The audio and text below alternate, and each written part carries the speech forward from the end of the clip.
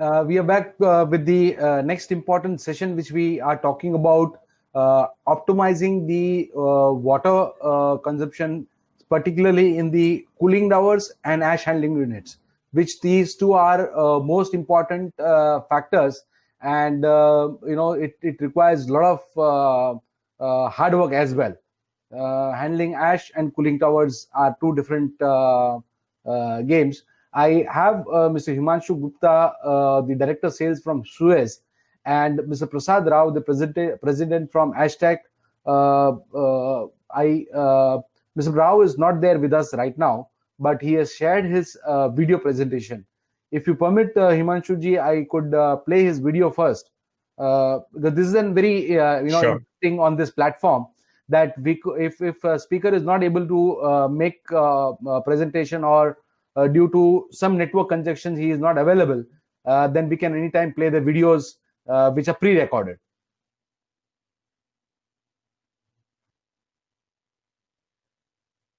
Probably you could continue, Mr. Himanshu, the time I play the video and take it further. Sure. Thank you, Mr. Khatri, and I think I'm happy to be here. And I attended one session in the morning also, and I think thanks for inviting us here. It would be a good session, to talk about the water optimization in power. And before I proceed, I would like to thanks Dr. R.T. Srinivasa for the great presentation he gave on JSW. Just to let everyone know that for those MBRs, RO, and the world's first Coco 1 ZLD, so Suez was the partner with them. Okay, we executed the entire project along. I think JSW was commendable in taking that risk, trusting, and finding out a solution, which today is, I think, stars on our shoulders on both sides. Okay. Now, coming on to my part of the presentation, I'll share my screen. Give me a moment.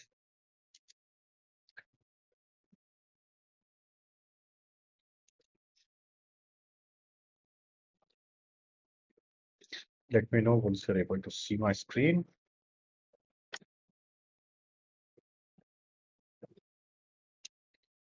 Can you see my screen?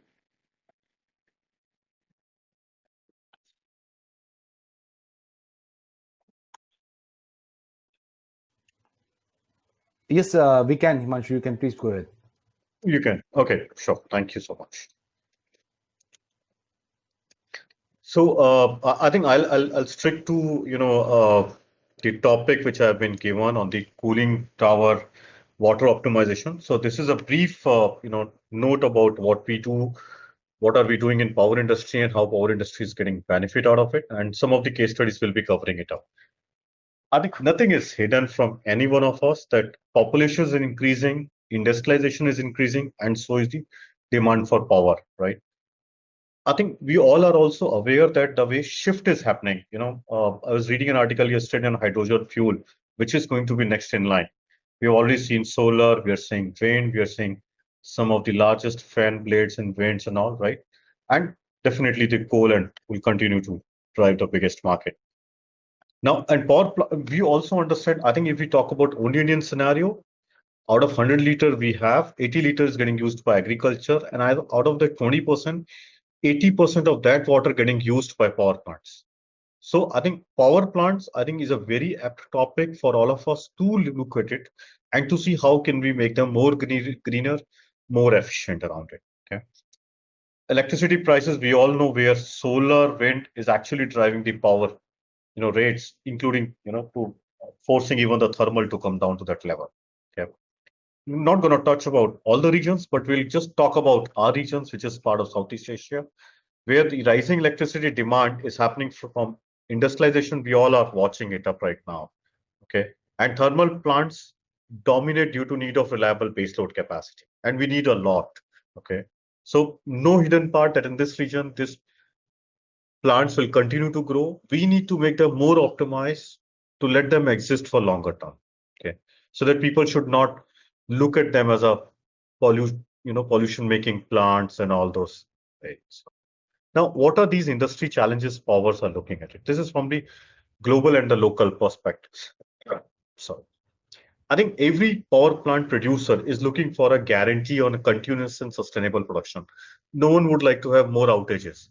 Now, when you're looking for better, operations 24/7, 365, your equipment has to run reliably. Okay, we'll be covering it up how to cover them. Optimize, can I use those resources in a more optimized manner to reduce cost per kilowatt hour or having better productivity, better efficiencies, right? Now, doing this, can I still save greenhouse gases, right? Can I still, reduce the environmental risk around it? Okay. And all, as looking at Dr. Srinivasa, the way he was explaining about water, sludges, so similarly over here, can we talk about resource recoveries and asset protection? So resource recoveries are like how those condensate polishing units can be better, designed and operated so that our cooling cycles do not get impacted, right? And the asset production. Can there be something who can keep telling us where our assets are, how are they operating, and when the failures are going to come to us, right? Now, see, as a Suez as a group, we keep these challenges, right? We keep to our heart and we make sure that we keep working around it, okay, to improve those assets and the product resources. Okay. Now, what is that value proposition we are bringing for the plants and the case studies here? We're going to touch upon it. Okay. What we are offering is basically improve operational efficiencies. I think I was touching on about how can those assets be performed over a period of time reliably. Okay, so all your cooling towers, your material of construction, and your chemistries has to be reliably operate. I think the challenge which all of us today are facing, regulatories are going to drive our business. There's no doubt about it. Okay, regulations are going to drive our business. For example, two laws which we have recently saw in power industry. One was converting a sewage into a water for producing power. It's easy to do it on a boilers, but it is tough for cooling tower because of presence of ammonia, CODs, right? If you ask me, I don't think so. We are still there where we say, guys, we exactly know what nitrogen or ammonia will do to my cooling tower material of construction, and this is the step which I have taken to mitigate those risks. Okay. Optimized resource management is again, whatever assets we have, how can I perform them and how they should not break in between. If there are challenges happening, I should know before time. Okay. So that either I can produce redundancies or I can build in some safety and security around it. And by doing all these things, we still enhance the performance through the environment goals. Okay. Now, okay, see what we do in combined cycle. I'm not going to go through again each topic, but majorly is how can we make a water fit for cooling towers. Now there could be a sewage water, there could be an industrial recycled water, there could be a river water, there could be a recycled water, any water, right? So I think it is very important for all of us, whichever water we are using in whichever application, we should know the entire chemistry. Okay, believe me, a wrong small ion can actually eat away the metallurgies. I give you a small example. We always say, hardness should be less than 5, less than 10, less than 50, right? Have you ever questioned is magnesium more than calcium? What will happen, right? So it is very important for all of us to understand our chemistries of the water, and then probably we can know what is the metal construction I'm using, how those ions are going to impact my system, and if it is going to impact, what is risk mitigation I'm taking. Okay, that is the starting point for any of the cooling cycles we are talking about in a power plant. Okay, now when we talk about the optimized resource management, I think this is getting interesting in this country. Alternate water supply, we are seeing municipal sewage going to get used for the applications of cooling tower. Now, these sewage has variations, guys, right? You will not get sewage in a one. As again, Dr. Srinivasa was explaining that during the rains, there's some water goes out. So goes the sewage lines. Our sewage lines or sewage treatment plants are close to a point network, but not everywhere it is a closed network. All rainwater, not every cities or every states are having storm water and sewage lines separate. Not everything, right? So there are variations, temperature variations, rains, turbidity variations, organics variations. Now, how these variations are getting covered? What is the design I'm doing it before it get into cooling tower, and then what I'm doing with cooling towers. Right? These are 3-4 areas where we have to very keenly look at it across. Okay? And same goes for coal-fired power plants. Although, I'm not going to cover again. I'm sorry that I'm using again this word, but I'm not going to use everything what we do in cooling water. It will become very lengthy. We will just concentrate ourselves on cooling water and an alternate source of water. Okay, for the topic we have. Okay, so here also again all the big plants now. One of the case study in 2010, BHEL decided for one of the NTPC project in Delhi to get the water from sewage. In 2010, that plant was installed, okay, and commissioned. Pragati Power, okay. The entire plant, if anyone want to go and see, that is operating on sewage treatment plant. We did that plant in 2010. Recently, a 20 MLD municipal sewage is being converted into an industrial grade water for Rashtriya Chemical Fertilizer, RCF, in Mumbai, where again the major water will go for cooling tower and boiler feeds. Okay, so these are, now we don't have to go to see these case studies outside country. The case studies are existing, water quality, impact, every data is available today. Okay. Now, as an organization, so what we are doing is we are covering the technology part. So, let it be MBR. You was hearing MBR in last presentation as well. That is membrane bioreactor. MBR is being used to convert a sewage water into a very pure water. Okay, with a very low operating and capital cost. Okay. In the water quality monitoring is more about, this is very important aspect. Okay, to know what is the water I'm getting inside my system and how my cooling tower are going to get impacted on this, right? Then the solution parts we cover, the chemicals, chemistries. Again, we are very clear on this part. Until unless we understand the water chemistry entirely, we do not want to give any solution on chemicals. Okay, this is very important for us, and it should be very important for you also if you are a owner of a plant or if you are an operator. You should know the chemistry of water. That makes you help a lot. Okay. Life cycle services is more about maintenance, and then I think very important aspect which is growing today is data. Okay, I think no shy away until as we have the data in place. What is the seasonal variations? What is over a period of last 5 years? How the water quality has deteriorated or has become better? If until as we know that, we cannot figure out what is going to be impact on my systems. Okay, so this data, okay, very reliably has to stored, analyze every second. Okay. And then again, delivery models is on the project side. We want to work like an EPC, built and operate, O&M can always be, signed accordingly. This is the slide where we're going to spend a little more time on it. Okay. I think now this is how the solutions for the entire power plant looks like. Okay, you have a raw water treatment. Raw water treatment can have a, generally if you say in India, we 99% of our systems are clarifier, and that's very obvious because our source of water is a river water, and I think clarifiers are good enough. Clarifiers can be controlled by putting right chemistries. TSS can be reduced and taken off.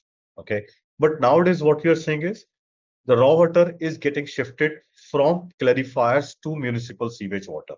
Okay, and soon this shift is, I can tell you, there's a big shift. I know that there are a lot of challenges happening. Who will treat the water? Will it municipality will treat and sell? Will the power operator is going to create and sell?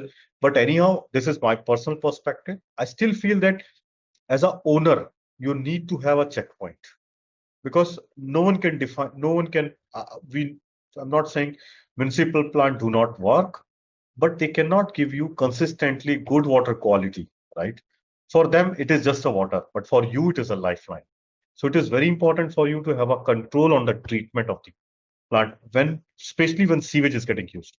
I was with NTPC a couple of days back, and I can feel that a lot of, I am not saying knowledge is not available, but a lot of challenges are there. Chlorides, what will happen? Sewage water has high TDS than a raw water of a river water. What to do there? Okay. So there are a lot of questions. I think those questions has to come out.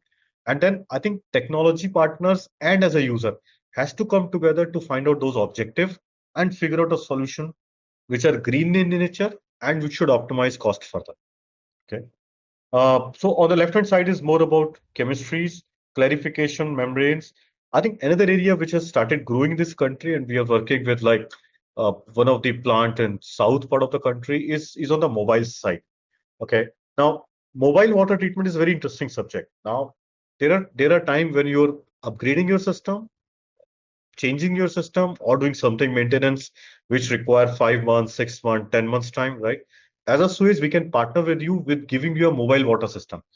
And ROs, UF can come in containers, can stand with you over there. Okay. For next 6 months, 7 months, till the time your utilities are coming up. Okay. And they can immediately take over any water quality required. Okay. Second, water treatment, we always talk about DM plants. I think DM plants are very common. Okay. We were having DM plants. Now we have RO, mixed beds. And I think going forward, we have a couple of plants on EDIs. And I think slowly that is also growing it up. Right. Very important on the asset protection side is the how are we protecting it up on the boiler protection, condensate polishing, because we all understand the need of it. Okay, I'm not gonna educate it, but I think we know the need. We just need to make sure that we maintain it. Okay, then process optimization is more around can we do some more fuel treatment? Okay, can we do some more dust control, anti-foulants, emulsion brokers? Again, these are all chemistries. Okay, so what I'm saying is dearth of knowledge, dearth of chemistries are available. Okay, use it to your advantage. If it helps you to make you more green, if it helps you to make your assets better operate, if it helps you to reduce your cost, use it. Be open, be very open-minded in all these new changes which is happening. Fuel gas treatment, more related to gas, and the digital monitoring. On the cooling system end, which is the topic today, I think if we talk about chemistry, is very important. What is the water quality? What are the corrosion? How much COCs we are considering? I was watching the questions in the morning when people were asking how many COCs are optimal, how, what will it? See, it's ask the experts, okay? And I'm not saying expert is the guy who's operating the plant, neither expert is the guy who's a technology owner. But both coming together become an expert team, okay? Both should come together, create an expert team, find out a solution, implement the answers. Okay. On the second part is again the MBR parts. ZLD is already being covered, so I'm not touching right now. But MBR is more about a membrane bioreactors. If you're getting a sewage water, you have a solution available which is very low cost. Even that can be retrofit in your existing clarifiers. Okay, there are a lot of case studies where they have been added in the clarifiers. Very less space taking. Okay, and the water quality is so good. Either you can put it into ROs or you can directly take into cooling towers with no sludges or very less sludge, no chemicals, nothing. Okay. On the effluent part, very important. And I think one thing which we should also not miss out is today, what's happening is the raw water cycle goes like this. Raw water is being taken up from a sewage, you treat it, pass it through cooling tower and the boiler feed. The cooling tower blowdowns goes to FGD. Okay. Today, FGD blowdowns are going to ash, right? Again, look, I'm not debating here. I feel that is not right what we are doing. Okay, I do understand that there's a cost pressure on kilowatt hour, but I think if we forget our cost and everything, I think we're not doing right for the environment because we're not solving a problem. What we're doing is we are creating a problem from flue gas to the soil. Okay, so I think somewhere we need to keep an eye. Okay, are we really doing the right thing across? Not only about cost. Okay. On the effluent part, wherever FGD is wastewater or ash handling water, we are doing it. I think we must look at how can we recover those water back. Okay, and then these things can be put on away.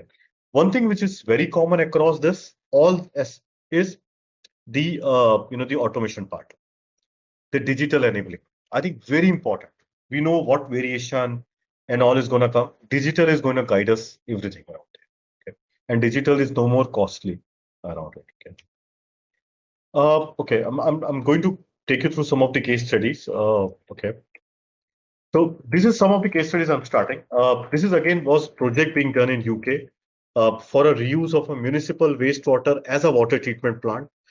Resolve startup issue, optimize installation to meet volume and quantity. Long-term operation maintenance being provided. Important is it helps to reduce fresh water, guarantee, because sewage is always available, right? river water and all, we are having challenges, but sewage is available, right? So guarantee that you will get a water as much as you want, and you're solving two problems. You're giving them fresh water, and also you're solving a wastewater going into a river. Okay. Increase steam electricity production and reliably, because you're getting a very good quality water, better than sometimes raw water, and that's how this is being done at plant in UK. This was another Delta Electricity, a very similar challenge being given. And this, whatever we are starting in India, it is being started over there 10, 15 years back. This is in Australia. No fresh water will be given. You have to use municipal wastewater plant being given, and that entire plant being studied over it. Okay. Another plant this was three plants in Mexico. Absolutely same thing. Conventional water source is being replaced by a reclaimed water. Okay, and reclaimed water is your sewage water, and then the entire plants are operating on sewage water. Okay, this is another plant in US. Very similar. Raw water for the plant is provided by White Slope Water Product Pollution Control Facility. The tertiary treated municipal wastewater effluent needs to be further treated on site before use. One thing is very common across world. What we have seen is ownership of treating municipal wastewater, tertiary treatment, is by power producer, not by municipalities. Okay, that's very common thing, and I think that's something ownership you guys must take in. Okay, so again, the water is being taken up, cooling tower, boiler feed water is being generated, and plants being used. Okay, this was in China. This was for the FGD wastewater, where the this FGD wastewater, no more problems is creating. The entire water is being converted. Water is being given back, and whatever high hardness chlorides is coming in from the FGD wastewater is converted into salts and put it into a secured landfills. So no more getting into ashes and again deteriorating the soil quality. Okay. This was very similar. This is 2 years back in Indianapolis. Again, FGD, this was more effluent limitation guideline where FGD wastewater has been asked. So there in all these regions, they've already stopped putting any water back to ash. Okay. So, and FGD wastewater is no more allowed because I I do understand that could be a point of debate that Indian coal is having more ash but less heavy metals. Agreed. But a lot of time we do import those coals as well, right? So those heavy metals, those chlorides should not go to our soil. Else they will do an impact to our raw water, which will never get solved. Okay. So we must look at the entire cycle around it. This was another project in India, in southern part of the country for STCMS. This was more on the chemistry side, where the chemistry is being given to them, and the ash handling water is being recycled back for the cooling tower makeup. Give them saving. Another case study. This was in US again. Again on the chemistry part.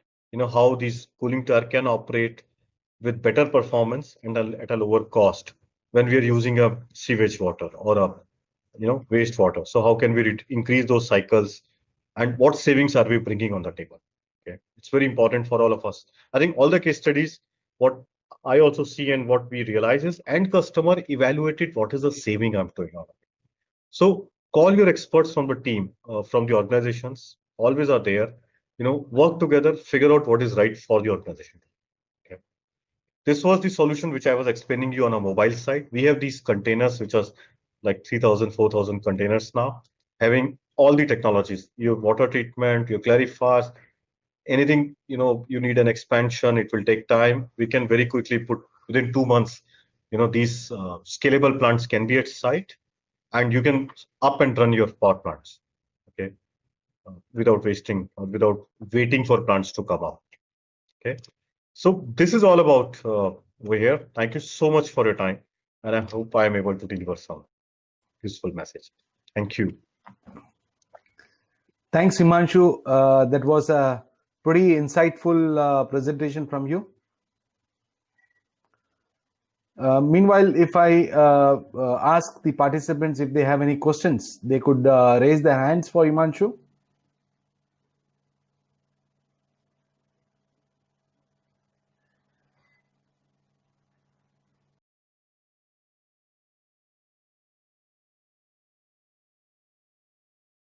I think Pandey sir want to ask something.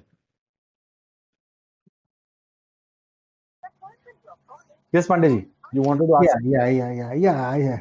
It was very good presentation, Mr. Gupta. Actually, it's told that industries in so many countries, they use the water that is reclaimed water, not the fresh water. So don't you think all the reclaimed water from the sewage is enough or sufficient enough for the use water consuming plants like power plant and steel plant others? What they do? Absolutely, sir. Absolutely. And I think this is the what RCF is doing in Bombay, or Mumbai, where they are taking the 20 mld sewage water, or even Hindustan Zinc has started doing, taking a 25 mld water and running the entire metal plant through that water. So, by the way, if you are aware, how much does it cost to treat the sewage water to make it usable for the cooling water, or is it in?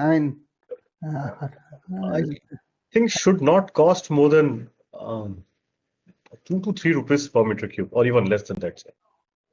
Because these are all at large scale. Yeah. Okay, thank you very much. Thanks, sir. I have another question from Kamyotra. Kamyotra ji. Yeah. Thank you, Mr. Khatri. All yours, sir. Yeah, Mr. Gupta, it's a great presentation. I just want to know that now you know that many of the states have water policy, wherein you have to use the sewage. The industries are required to use the sewage. I know, sir. So how that implementation of the policy can be improved so that sewage utilization in the industry is increased? Sir, I think, okay. Look, question is very valid. And I think in all our discussions, I can tell you, Mr. Kamyata, that we are asking companies, that this is something they should always look at, because 50 to 60%, I think India is a water stressed country, no doubt about it. And everyone realizes it. Okay? And I think companies do accept now that sewage water is a water which is available round the clock. Where river water always have a constraint during summer, you have challenges and around. Okay? So slowly that is happening. But I think if we can make sewage water as an incentivize them, or make raw water as a costlier, sorry industry guys, I think that will help them. That helps that sewage water to go. So what you mentioned, Mr. Gupta, if you see the present groundwater abstraction policy. Yes, sir, I read it. It talk about that. Yes. Pricing mechanism. Yeah, absolutely, sir. So if a great mechanism is introduced where the cost of treated water is less than the cost of the raw water, yes, it will be incentive for that. My only apprehension is now that since being a member of the Environmental Clearance Committee, we have asked many of the industries to use it, but they are facing a problem of non-ability of the pipeline for supply or conveyance system for supply. How this can be resolved in the PPP mode? Any idea of that? So, but if you see, I think Hindustan Zinc is a good case study where they are bringing that pipeline, if I'm not wrong, from 25 to 30 kilometers. See, these things can always happen with collaboration, There are companies, see, even Suez is open to spend money on all these things, okay, on a build on operate. And we maintain those pipelines. We do it, right? As a Suez in Delhi, even we are doing for Okla Municipal Corporation or even Malviya Nagar and all, right? So companies are ready. I think we need opportunities to become, and we need partnership, not just an ownership of the vendors.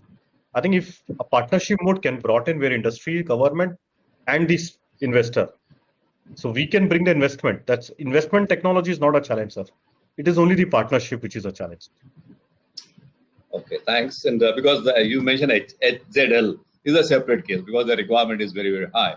So, but, when you talk about the medium scale industry, the problem and challenges are coming at that time. Yeah, I agree with you. But I think, sir, look, in some of the countries, sewage pining has become a law.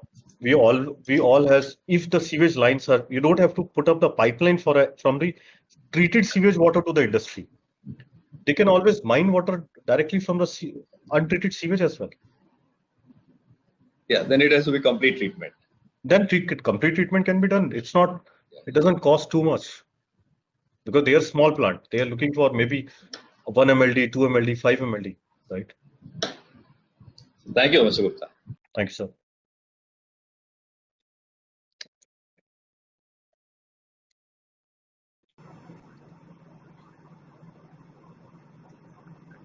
Yeah, hello, Mr. Gupta. I'm Manoj Agrawal. Mr. Manoj. Yeah, good to see your presentation. Thank you, sir. I am from Hindustan Zinc, for which you are talking about that plant is there. Very And good, sir. luckily, the plant which I am heading, 280 megawatt in Dariba, Okay, plant close Vedanta, which is being run on 100% STP water. absolutely, sir. So you are very correct that we are having 40 MLD even STP plant in PPP model in Udaipur. Correct, sir. It is around near to 75 kilometers from our place. Oh, sorry. Where we are getting this water on continuous basis, and now the entire location is being run on 100% STP water. Correct, sir. So there have been a lot many challenges previously, but now we have overcome with the from the challenges by implementing ISPO systems in place. Correct, sir. And more to that, I would like to share that even NTPC team also visited in past around 9-10 months back. They visited to see how we are running power plant with 100% STP plant. So there have been good learning, and if anybody has any question and any with respect to technicality of usage of STP water for power plant, they can contact us so that we can work together to Absolutely. share the experiences. Absolutely, sir. Absolutely. No doubt about it, sir. I think a lot of case studies do exist now in the region. We don't Yeah. have to go out. No? Now we are also moving with our Chanderia plant, which is having 2 into 77 or into 80 megawatt. For that also we are talking with the Chittorgarh and Bhilwara administration for No, PPP sir. model in the same line. Absolutely, sir. Absolutely. In fact, we are doing your recycling ZLD for Debari. Yes. Yeah. Okay. Thank you, sir. I have Mr. Raju Singh.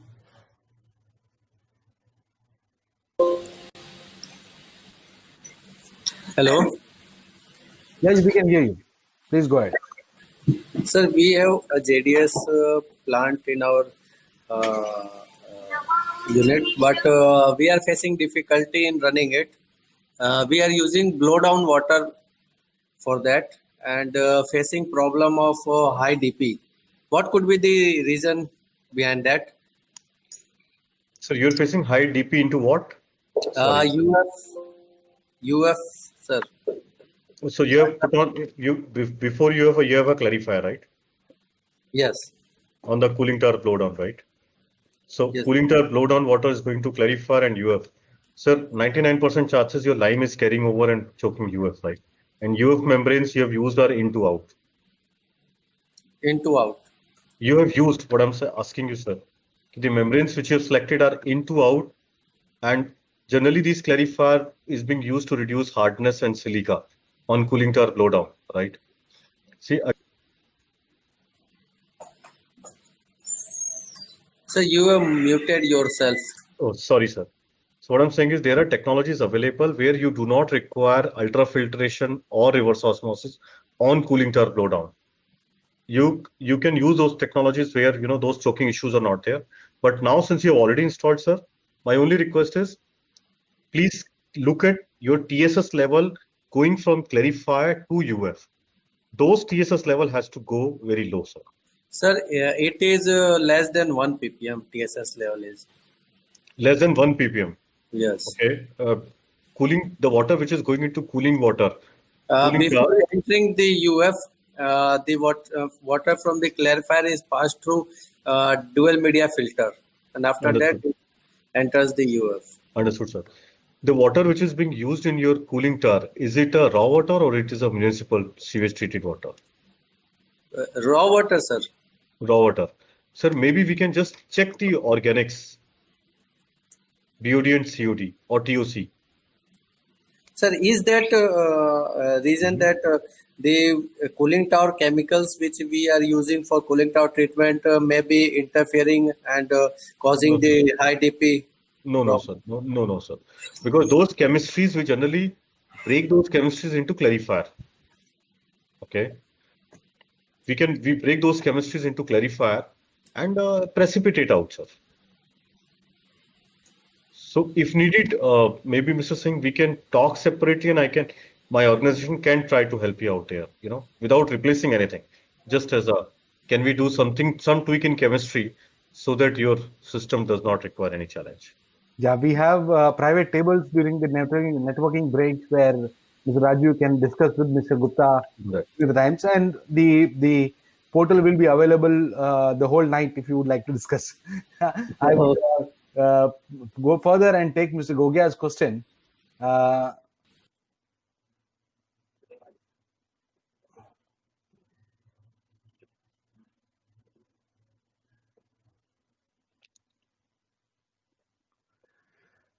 What Now we treatment is also have required for Mr. Mr. Gogia, you can ask your question. Before you Sir, proceed what further,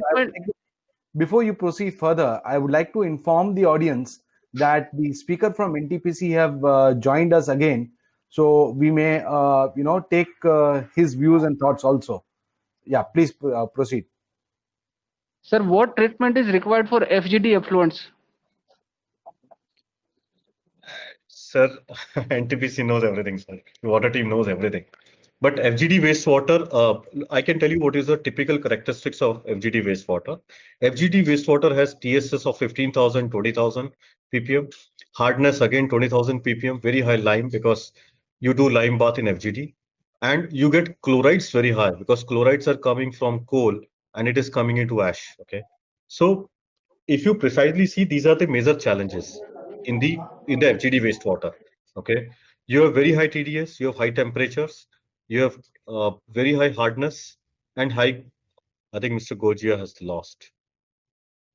He lost his. Yes, sir. Sir, can you hear me now? Yes, sir, I am hearing. Okay. So what I was telling, sir, this water has high hardness, high chlorides, and high TSS. Okay. This needs to be water needs to be soften a little bit, and then okay. not to the entire level, sir.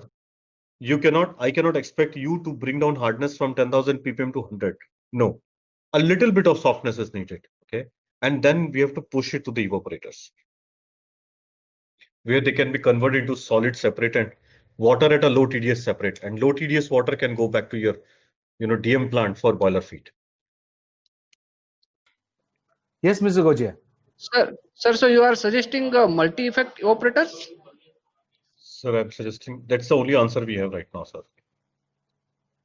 Okay. So, sir, I think it is very energy intensive or better than reverse osmosis and all that? Sir, let us not mix the technologies. Okay. RO cannot solve this problem. See, we being coming from a manufacturer of RO membranes and RO plants, I can tell you, RO is not going to solve your problem. RO, if I have to implement RO here, okay, if I have to implement RO here, the recoveries is going to be only 20-25%. So by putting you have to put clarify, you have to put ultrafiltration, then you have to put RO for 20% recovery of water. It will not help you, sir. And I think this is where so many case studies are available globally. And you can see that 99.9% case studies are putting a little softening and pass it through facilities. Okay, sir. Thank you, sir. Probably I don't have anybody else raising their hands. I would be glad to play the video of the video presentation of Mr. Prasad Rao, who would like to give his insights and thoughts on the area of ash management. Let me share my screen. Good afternoon, everybody. Today's topic: optimizing water requirement for thermal power stations under the theme Water Optimization 2020.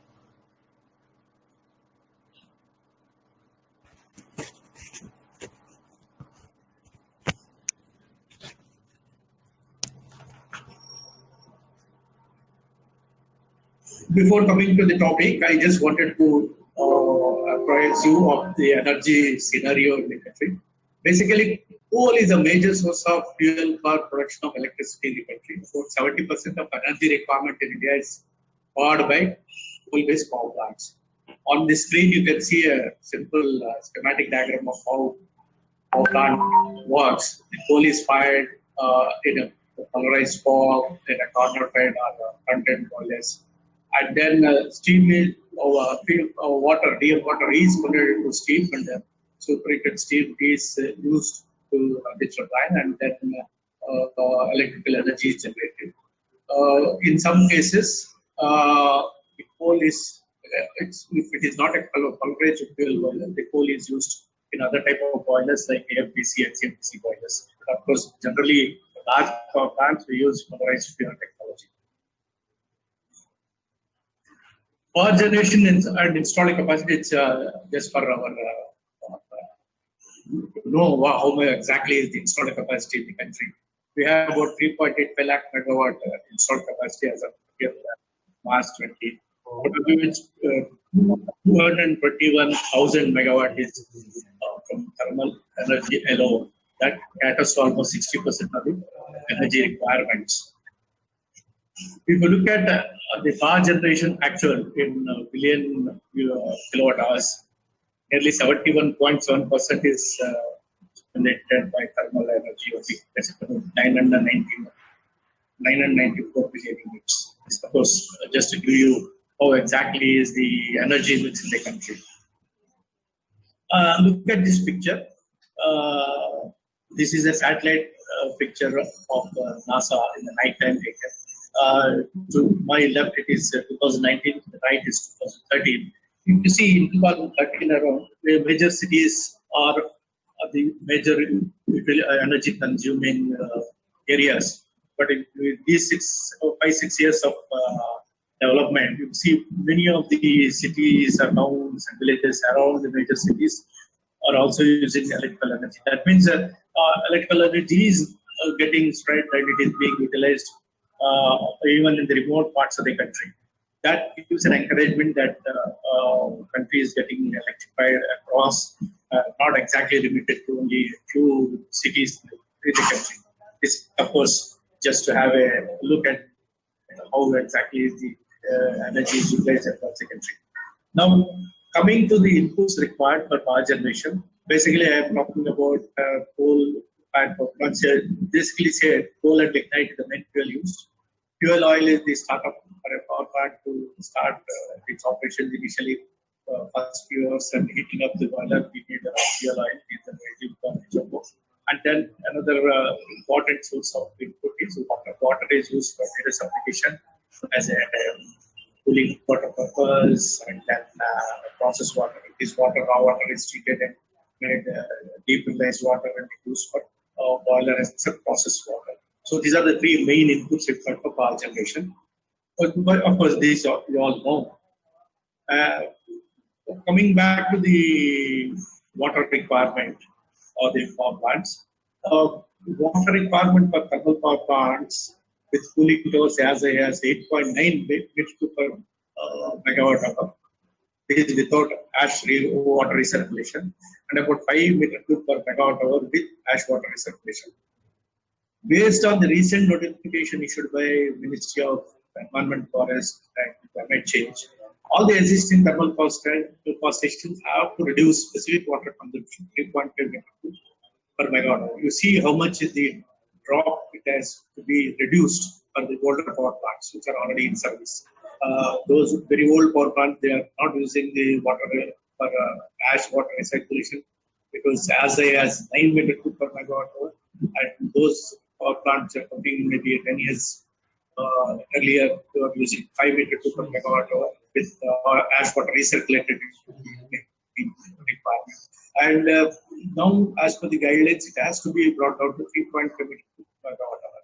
And in addition to that, the new power plants which are established after 1st January 2017 are required to use maximum of 2.5 m3 per megawatt hour as a specific water consumption. Zero liquid discharge concept has to be implemented. As I said, many of the old power plants are in the country are not able to meet this MOE guidelines. My presentation, which I am going to take you through, will give some areas where you can improve the water consumption so that even the existing power plants are also will be able to meet this MOE of requirement. So let's go ahead. This is the list of power plant systems require water. That's basically cooling water and for condenser and plant auxiliaries. This is a major chunk of the water requirement. Then ash handling system, power cycle backup, equipment cooling system, air conditioning and ventilation system to small quantity, cold suppression, because coal is the main source of fuel. We have a lot of coal stocks around. Service water requirement, potable water requirement, horticulture. Many green development initiatives need a lot of water, and evaporation from rainwater reservoir. These are the main areas which I have divided into various systems or subsystems where water requirements are there. So I can take one by one on above areas where we can produce the water and what are the options available to us. So for a typical, I'm taking a case of typical 500 megawatt. The evaporation of water in cooling tower itself is about 1,000 meters per hour. It's you can't avoid it. It's a technical minimum. With the cycle of concentration of 5 for makeup water requirement is about 2.5% of CW. If this cycle of concentration is 5, it depends. Cycle of concentration depends on the quality of the water available. Some stations are able to improve cycle of concentration up to 6, almost nearing 7 also. Where in that case you would need to have a lot of load out. See, if cycle of concentration is 5, the requirement of 2.1% of CW4 is there as to topping up. So in that 1.7% evaporation loss only it contributes, 0.05% trip loss, that is a mist losses in the cooling house, and 0.35 of blowdown. Basically, blowdown can be reduced if COC is high. Blowdown water is, of course, it's not a wastewater. Blowdown water can be utilized for a disposal of ash hand, using ash hand itself, basically bottom ash. For ash handling system, the second point is where exactly a ash handling system, how it is utilizing the water. For a 500 megawatt plant, the typical of 40% of ash content, amount of ash generated is about 140 tons per hour, with the distribution of fly ash 80 to 20 bottom ash and fly ash. If fly ash is completely disposed of in a dry form, that is collecting in the silos and disposing of 100% of the dry ash which is coming out of ESPs. If it is done dry form and HCHD, high slurry, high density slurry composition, the system is used only for backup arrangement for disposal. It is only to be used as a backup, not to be used for normal air disposal. If that is the case, and if CT blowdown water, whichever is available, can be utilized fully for say bottom ash disposal and wherever the water requirement is there in the ash handling system. So this is how we can optimize the water requirement for ash handling system. The another area where water requirement is power cycle backup. Process water for power cycle backup for a typical 100 megawatt is about 50 meters per hour. Of course, with the condenser polishing units in service, the large size power plants are able to manage less than 1% of makeup. So now the designs are clearly designs in 3% makeup. Now with the CPU in service for higher capacity units, the cycle makeup is almost achieved. Some of the power plants are achieved almost 1% or even less. And then next area where water can be water requirement is that evaporation loss in the raw water reservoir. For a typical raw water reservoir of 10-day plant capacity, generally 10-day camp capacity is minimum required nowadays. The water evaporation loss is about 1.2 meters per hour per acre of surface area of the reservoir. For a typical reservoir arrangement of 200 megawatt plant, evaporation loss will be anywhere to 30 meters per hour. This is what is minimum required, and you can't avoid this with Indian conditions. This much of evaporation loss will always be there. So this has to be accounted or taken into consideration when we are designing the systems.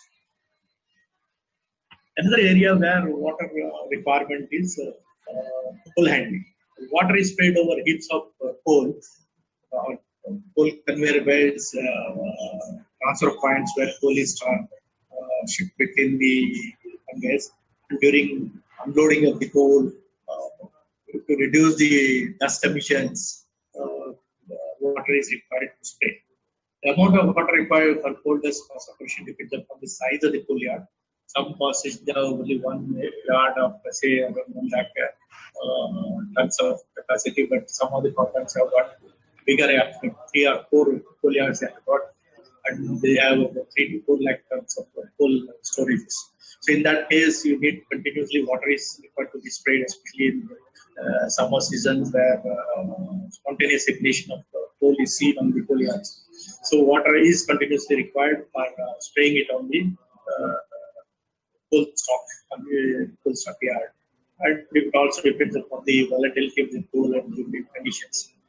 Normally, low-grade water, that is city blowdown water or plant-based water, which is coming from DBs, can be used for dust suppression. In order to reduce plant water consumption, water available from the drains of coal yards. See, once you spray the water of the coal heaps or coal stocks, water again is collected with all the parts. They have a drain system arranged along the coal yards, and that water is again put back into a pit and then pumped it back, and that water can be reused so that water consumption is reduced. Another area is minimizing the effluent discharge. Some places just effluent are letting it out, but that is not allowed now. Clarifiers tries to be treated for the removal of solid waste. Generally, clarification has to be removed from solid waste, and record water is recycled into the inlet of the clarifier. Filter backwash from DM plant and potable water system is also considered to be recycled inlet of the clarifier. That means DM water, wastewater is coming again, it should be taken back for reuse. The plant drains and side stream filter backwash treatment of the ATP, and record water is collected in CMB, that is Central Monitoring Basin. Requirement of water for low-grade applications such as coal dust suppression and gardening can be met with CMB water. The wastewater in CMB has a high TDS, you should know that, and because of this, the waste and city blowdown water is there. The water is to be recalled from this wastewater, or has to be recalled. Then recycling of the, and to establish the recycling, the treatment would require application of reverse osmosis. The RO plant technology is required to remove all those TDS certificates so that the water can be used for air applications. The requirement of plant input water shall reduce the quantum of water required from the RO plant. The concentrated drain requirement reject from the RO plant can be used for coal dust suppression, or it can be used for wet disposal of water masses. That means this is what actually the last thing is what it is zero liquid discharge says. That means not a drop of water should be let out. That means whatever the drains are coming, collect the ETP, and then it is put it in a chamber. In that chamber it goes to the RO plant. RO plant also takes care of the process of RO plant. Sees that fresh water is separated from there, and it can be reused for plant processes. For a typical applications, so that is water requirement for 500 megawatt plant, just the table shows. If you see the table, for the power plants, inland plant using indigenous coal, where plant with wet cooling, as a normal cooling towers, the water requirement is about 3,000 meter cube per hour. And plant with dry cooling towers, that is air-cooled condensers, where it is there in some of the power plant now it is designed air-cooled condenser. It is coming to 550 only. See how much is the reduction in water requirement. And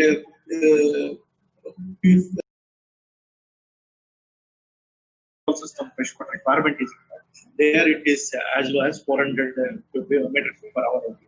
So if you see in terms of specific consumption for wet cooling tower plant, it is possible to obtain the water requirement or reach water requirement of 3 meter per hour. In cooling towers, dry cooling towers are air-cooled condensers, 0.55 meter cube per megawatt hour can be achieved. In case of seawater-based coastal plants, you can achieve as low as 0.4 meter cube per megawatt hour. So the final observations about the water requirement and water management, say,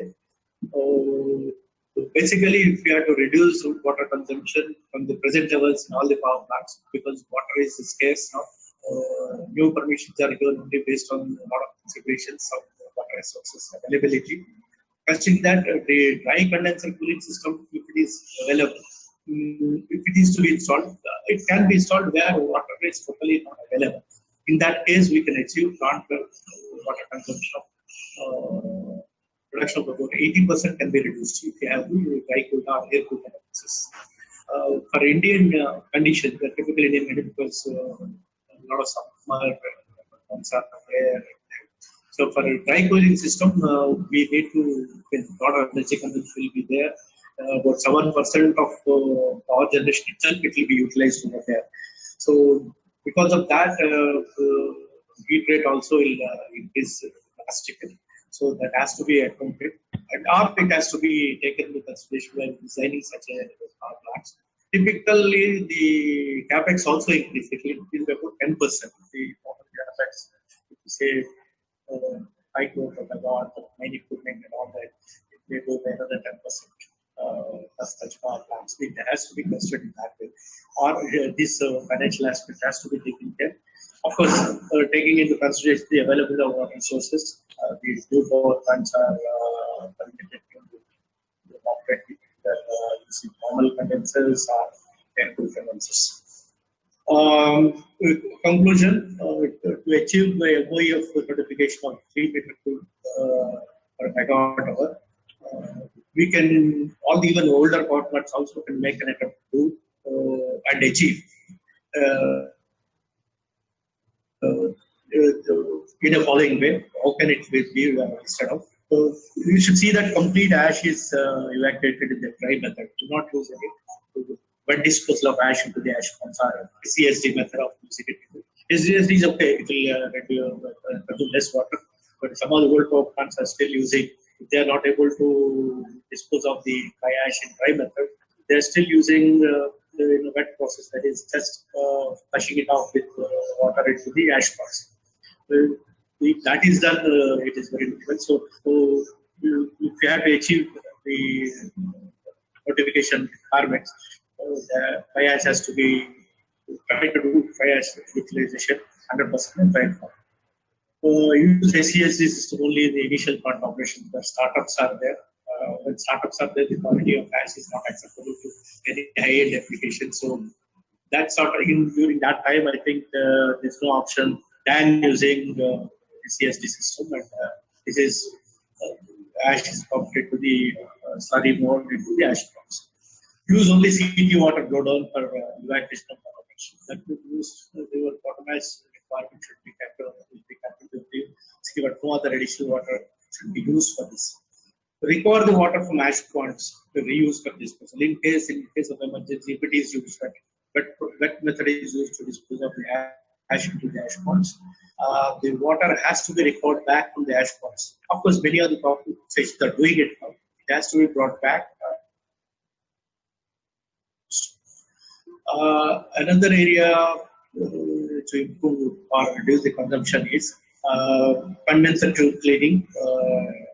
Online condenser tube cleaning equipment should be put in service. In older power plant, this arrangement is not there. All the latest power plants, they have online tube condenser cleaning where they're running this condenser efficiency increases. Where the power plants which are not having this tube cleaning technology, during annual overhauls or shutdowns, they can get the tube cleaning done mechanically. There's a lot of the suppliers available, service providers available to do this. It gives definitely improvement in the condenser performance. Once condenser performance improves, your evaporation and condenser losses and heat losses will reduce. To manage the cooling tower performance with respect to the design parameters. Once design parameters are given, we have to see that cooling towers, evaporation, and all these makeup. We can find out by using how much the makeup required, and then see how cooling tower performance in terms of energy consumption, in terms of blades, in terms of cleanness of the blades, and other areas. Reduce the boiler blowdown. If you want to reduce the boiler blowdowns, the process parameter, that is the cycle rate parameters or online process parameters, ought to be maintained with chemical dosing and appropriate chemical dosing as per the OEM's recommendations. Many of the power plants are doing it and they are achieving the very minimum blowout. But some of the older power plants, due to various reasons, they are not able to achieve. But by using proper chemical treatment, they will be able to do the blowouts. Keep the UTP. UTP is always there in most of the power plants, and only 2 takes power plants are running. They don't have RO plant, but keeping the UTP in service and recycle the water from UTP for learned applications like cool handling and agricultural initiatives and all that. Service water requirement can be done. Wherever RO plant is there, definitely they will be able to recover some more water from the system and reuse or recycle the wastewater. Use of drip irrigation system for gardening or horticultural changes. Many of the power plants have got huge area greenery around as per the requirement of OEF. 33% of the area at least should have a green development, and most of the power plants are doing it. But only thing is they are using normal water, just water it where they are normal conventional method. But if they are converting to drip irrigation, water consumption to reduce drastically. And use only treated water gardening or horticultural situations. Treated water is available to you. If you are using only treated water for this, which can be used for gardening, there's no harm at all because already treated. So this will reduce the burden on the freshwater requirement. So this major area, see many of the power plants, they have huge areas, land and all that. They are maintaining good greenery, but using normal water, which is have a heavy burden on the normal consumption of the total water requirement.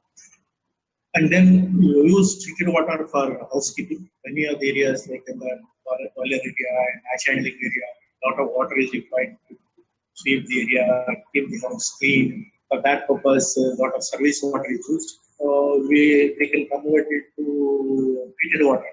All the lines which are filled over there for housekeeping areas can be utilized for the service water. This also reduces a lot of water consumption and also meet all the service water requirements. Meet the service water requirements to treated water only, with fresh water, so that it will be moderately used. And then, last but not the least, we would need to rainwater harvesting. See, rainwater harvesting is a big achievement in the power plants. Many of the power plants, their rooftops are directly connected to the water reservoirs, so that I've seen some of the power plants which are not using fresh water from their water resource for 3 months at least during the rainy season. They are converting all the rooftops.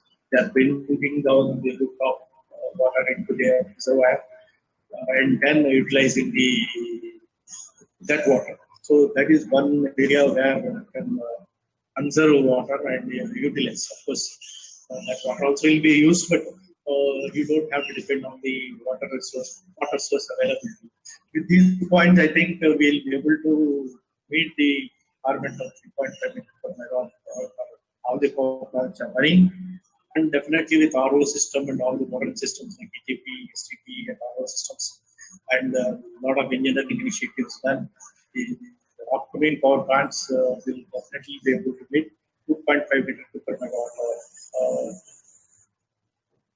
Thank you very much for your participation. Thank you very much.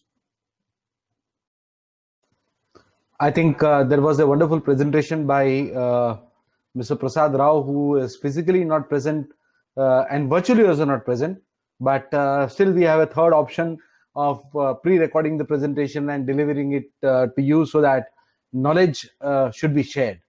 Now I have Shri Shivcharan Meena ji with me, the Deputy General Manager Environment from NTPC, who will be sharing his thoughts and insights. Mr. Meena, can you unmute yourself? First of all, I would like to say thanks to Mission Energy Foundation to provide me an opportunity to show the NTPC efforts toward the this water optimization conference and adopting the best practices for wastewater management in coal-based power stations. And now coming to my presentation. First of all, in addition to this, I would like to thanks to the chairman of this sessions, Mr. Khatri, for this opportunity. The pleasure is ours, sir. Sir, this is my presentation outline. First of all, I would like to the introduction of my presentation. Then in this presentation, I would like to the general water consumption in the pattern in India and the water demand. Then industrial water consumption pattern in India. Then power generation scenario and why is the coal-based depend on the coal-based power stations. Then water consumptions by power stations, coal-based power stations. Then MOEF norms applicable to the coal-based power stations. These things will be explained one by me. Then generally concept adopted by NTPC, bringing how it is the feasible, what are the difficulties and shortcomings and challenges for this implementing this ZLD. Then finally good practices for improvement. Are you going to be sharing a presentation in a PPT form? Yeah. You can share it from the below down arrow button, which you are not able to see your PPT. Okay, just I'm saying, sir. Now it is properly visible. So, sir, these are my outline of my presentation: introduction, then industrial water region in India, then power generation scenario, then water consumption by coal-based thermal power stations pattern, then MOEF norms applicable to coal-based power stations, ZLD concept and schemes, challenges and opportunities for the implementation of the ZLD concept, and good practices for improvement for the water consumptions. Sir, in general introduction, water availability in India is continuously declining per capita from 5,177 meter cube in 1951 to the 1,544 meter cube in 2019. So India stands water stress and it is categorized in the water scarce country, and its demand is growing annually around 2.8% by 2020, around 1,500 billion meter cube. So Government of India has taken various initiatives under the National Action Plan on climate change and developed a regulatory framework for optimizing the water consumption through regulatory mechanism.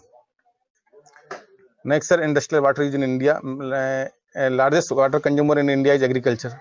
It accounted around 85% of the total water demands. Thereafter, 9% by industry and 6% by domestic consumptions. So in this pattern, thermal power stations are also share the large part of water consumption. It is essential to use that water efficient thermal power station generation system with setting up the water consumption standard in the power sector. So there is a necessity to improve the water consumption in the power stations also. So below this table I have taken from the CPCB reference. From this table we can see that around 88% coal power station water consumption by the in the industrial total industrial pattern by the coal-based power stations. As far as the power generation scenario, India's coal-based power plants thermal power project around 62.8% with compared to the total installed capacity around 361.49 gigawatt as on the 31st August 2019. And NITI Aayog also project that total installed capacity of power generation of India will range around 300 to 700 gigawatt by 2047 under different policy initiatives. And considering the practicality of the implementation, even with the best effort to the diversity of the fuel and technology mix in this sector, India would rely heavily on the coal-based power stations, at least 50 to 60% of total capacity. It is a projection of the NITI Aayog. So in general, especially water consumption of the coal-based power plant with CT-based system in India is around 3.326 meter cube per megawatt hour. As such, total thermal power plants production in the country is consuming at least 16.8 million meter cube water per day at around 80% of load factor, which is equivalent to the per capita water consumption of around 20% population of the country. This is taken from the reference of the CESC report 2016. Then coming to the water consumption in the coal-based power stations, NTPC conducted a water balance study in a stations. Based on that outcome of that study, I have tried to explain the part of the water consumption in the different sections. So from that study, around maximum water consumption is around 47.2% in the cooling tower. Then handling around 8.5%. DM water around 4.6%, and drinking water around 6%, 6.7%. And other area like filter bypass, clarifier sludge, chlorination plant. In these area also 33% is a large part of the water consumption as a generation of the wastewater. So around rough estimate based on the CPCB data stated around 83,000 ml of the wastewater discharged by the all industry in India. Out of this, around 80%, which is around 66,700, is a cooling water discharge from the TPP. But nowadays, all the cooling water system are converting in the closed cycle systems. So it was estimated that per megawatt consumption of the around 80 meter cube of the water as compared to the less than 10 meter cube water consumption in the developed nations. This is mainly due to the once through system available in the various stations. Now coming to the MOEF norms applicable to the power stations. MOEF recent notification of 715 MOEF notifications wherein the water consumption limit was restricted. Earlier there was no limit for water consumption in power stations, but through this notification MOEF they bring the water consumption limit. In this notification they have restricted the water consumption of the once through system to 3.5 meter cube per megawatt hour, and in the closed cycle system 3 meter cube per megawatt hour. And unit commission after 2017 was earlier limit was 2.5 meter cube per megawatt hour, but now it has been modified to the 3.0 meter cube per megawatt hour with the FGD system, because the FGD system is also consuming large amount of water. So this limit was restricted, relaxed from 2.5 to the 3 meter cube per megawatt hour. In addition to this MOEF notifications, other notifications also applicable to the coal-based power stations, or I can say power stations. Government of India has notified a new tariff policy on 20th January 2016. In this policy, they have mandated that TPP located within 50 km from radius of the municipality, STP of the municipality, local bodies, they are mandatorily use the treated STP, and cost of this account will be allowed to pass in the tariff. So power plant which are located nearby municipality within 50 km radius, they have to mandatorily use the treated water of the STP as per this policy. Then in addition to this, Ministry of Water Resources also bring the notifications wherein they have restricted the use of the groundwater. What we are seeing that various stations they are dependent on the groundwater for power generation. So this is also totally banned, and all industry are they are restricted by the Ministry of Water Resources through this notification to stop the groundwater used for industrial purpose. Then in addition further, so Honorable Supreme Court has given the directions for industries to compulsorily install ETP or STP by their order of 24th April 2017, wherein they have directed that industries which are not having the ETP STP should not be given the consent order from the regulatory bodies, CPC, particularly SPCB. Furthermore, CPCB has also given the guidelines in the year 2014 for monitoring the power stations, for discharging the plant effluents, and monitoring the ZLD condition of the power stations through installation of the PTZ camera and effluent quality monitoring systems on 7th November 2014. Now coming to the NTPC concept of the ZLD. So NTPC has taken the proactive approach before this notifications of new norms in the year 2014, and our engineering department has bring a concept paper wherein that they have categorized the type of the water and where this water will go for and treatment, or we can reuse in the systems. So it was a management agenda in year 2014. So we are doing slowly progress on this ZLD implements in all our stations. So water availability and consumption is critical for operating power stations.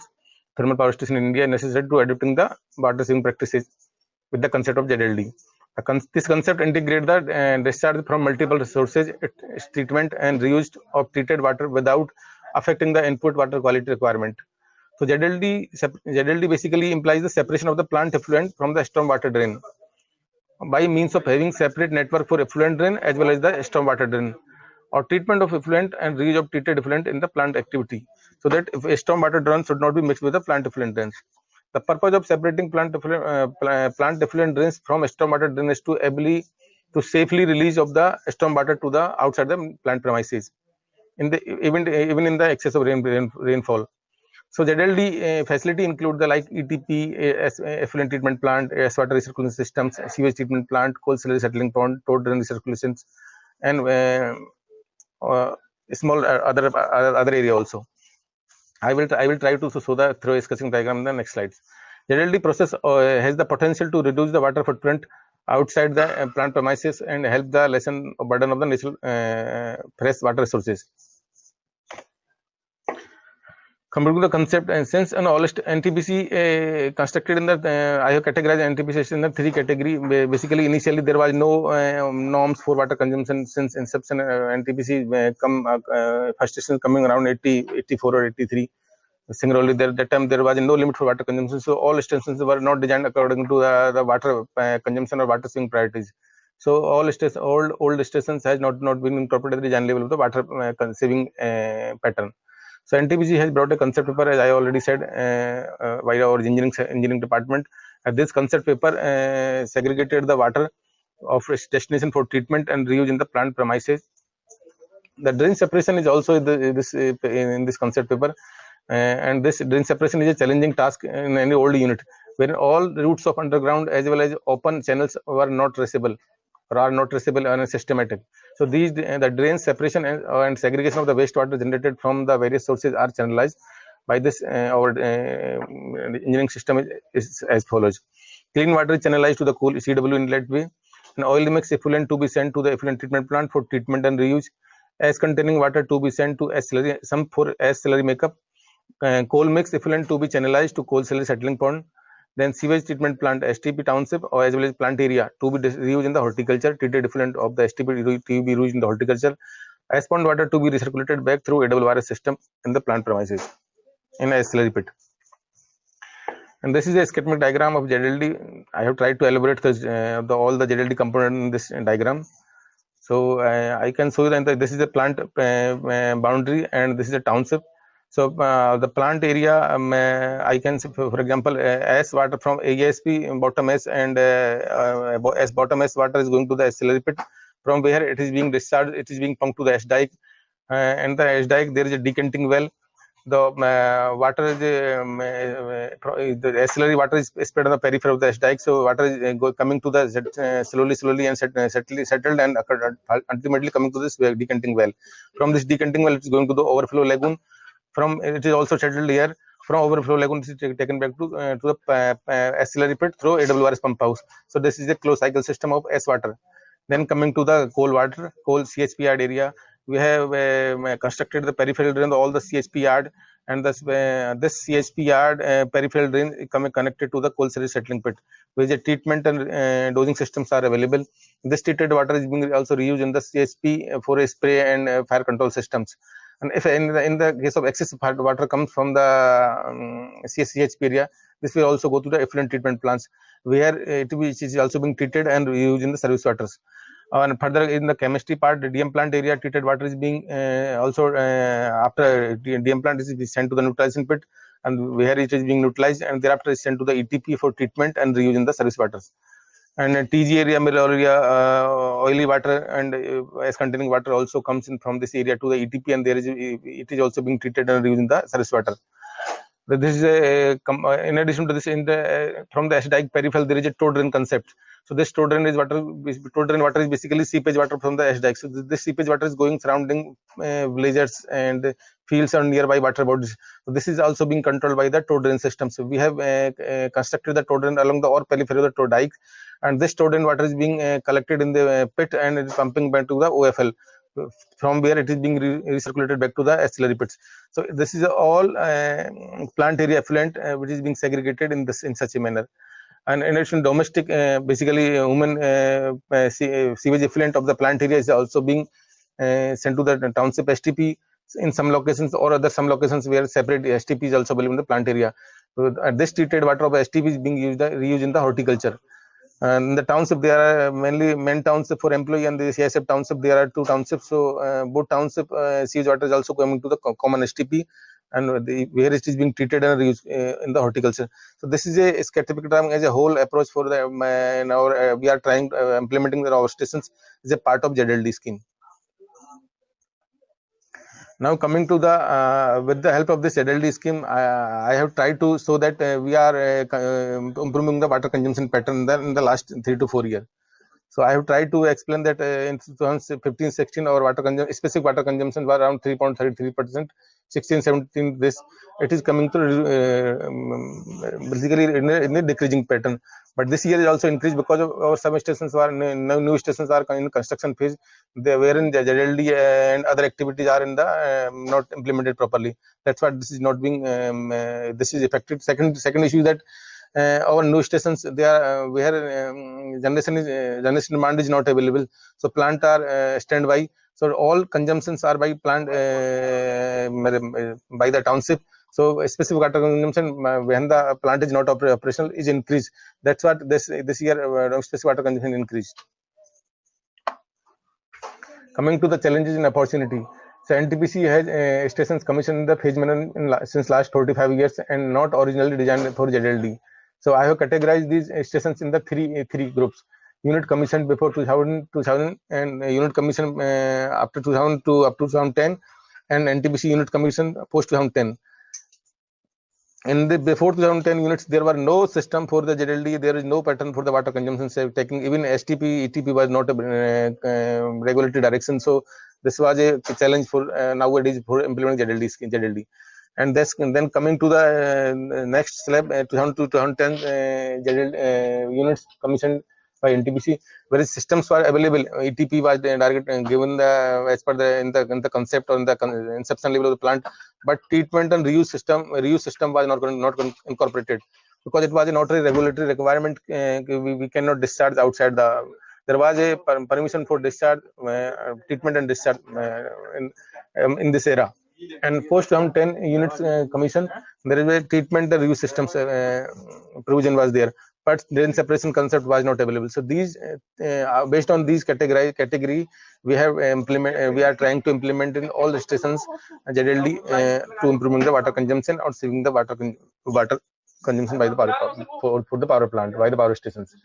So reservoir, in addition to this, NTPC has constructed a reservoir for the power plant nearby power stations. So reservoir leakage is also a major challenge where the large scope of the water losses from the seepage or spillage.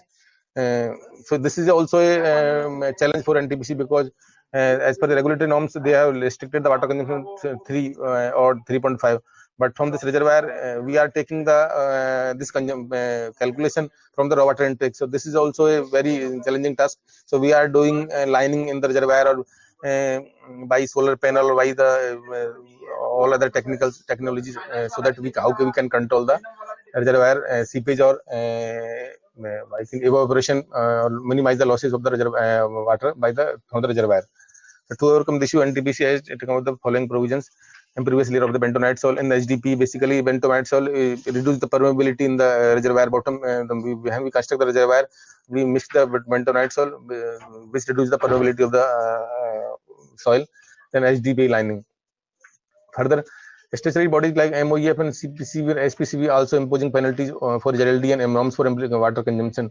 Nowadays, CPCB is seeing our stations drains through PTZ camera. These are available on their network. So now they are imposing the penalties through environment compensations or the directions or some NGT cases. So this is very challenging for nowadays to maintain the ZLD as well as the water consumption as per the regulatory directions. So ZLD is being monitored through real time, through online data transmission, through PTZ camera and equivalent quality monitoring systems. Most of NTPC's power plants had closed circulation based cooling systems, which reduces water consumption. MOEF directive, all once through cooling system should be converted to the closed cycle system to conserve water as per this new norms 2015. So these are the challenges for this coal power stations. Now, as an opportunity, it is our duty to under Section 51 AG of the Indian Constitution, duty of every citizen of India to protect and improve the natural environment and optimal use of natural resources for sustainable development and opportunity to save the natural resources of Earth for the benefit of the society or humanity. So NTPC object to ZLD plays significant role in the saving water resources in the industry and using ZLD as a tool for actualization. NTPC has achieved this is basically nine increase now 13 stations we have achieved the ZLD, and last 9 was the last for 18 to 19. Now it is increased to around 13 stations, and rest of the stations are in advanced stage of achieving ZLD. and good practices for the improvement. Considerable, I can say the considerable scope for the improving water use efficiency and conserve water resources through the switching of closed cycle to the closed cycle from the one through systems, and wet as handling system should be shifted to the SCAG systems. Our most of the units has the SCAG systems, which reduces the water consumption in the S handling. Firefighting must be firefighting water must not be used for any other purpose. It should be retained under pressure, fire hydrant and pipeline for the emergency only. The per capita water consumption has to be rationalized in the national residential colonies with respect to national standards. These are the practices for improvement need to be improvement. Wastewater should be treated and recycled to achieve ZLD and reduce fresh water intake from the water source. So CSC to be increased through the interventions such as the chemical treatment in order to reduce water consumption. Automation should be introduced in the water quality and flow monitoring, which is with a centralized control system and management information system (MIS) for the effective monitoring of the water usage in different subsystems. So in addition to this, finally, regular water analysis should be carried out as a periodic water audit for the identify gaps and analysis of the water consumption in thermal power stations. Thank you, sir. Thank you, Mr. Meena, for the wonderful presentation. And I'm sure the audience would have enjoyed your knowledge, which you have shared. There are a lot of NTPC plants also there today participating.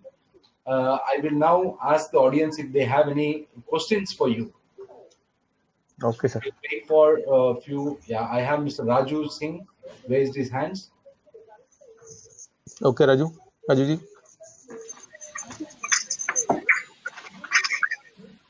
Sir, I want to know that in your layout, you have so that ATP water is reused in service water.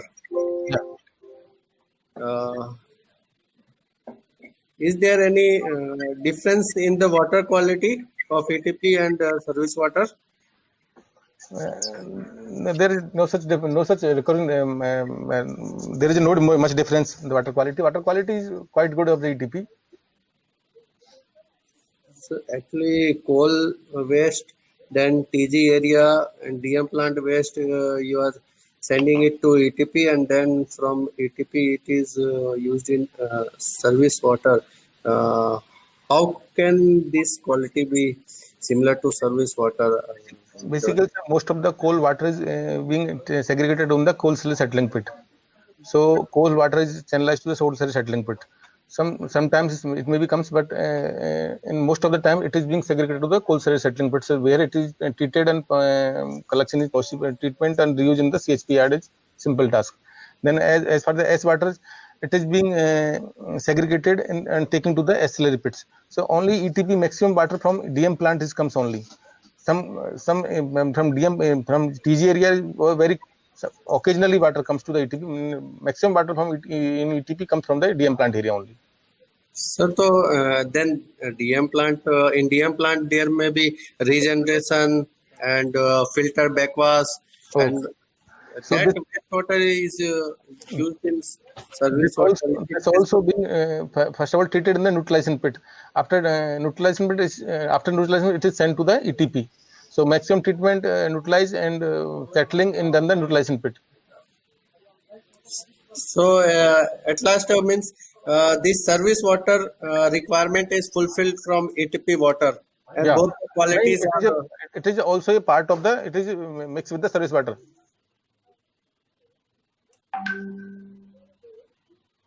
Okay, sir. Can you, sir, share some data about the quality parameters, because it is very good initiative, and if it is possible, we will also try to reuse this ATP water in service water. Sir, you send me your email ID. I will share you a report of any of our one station. Okay, okay, sir. I don't see further questions coming in. So probably we will end this session now, and we will go take a break, a small tea break, so that people can refresh their minds, and we will have the panel discussion next, where we are talking about the readiness in regulation of these norms. So I'll take a break for about 30 minutes, and then we'll start the panel discussion by 5. I think there's one chat which has come. In the chat, he has mentioned his email ID, Mr. Meena. Okay, sir. Yeah. So we'll take a break, and I will call you back for the panel discussion to be part of the panel. Don't leave the panel portal. Stay connected, sir. Okay, sir.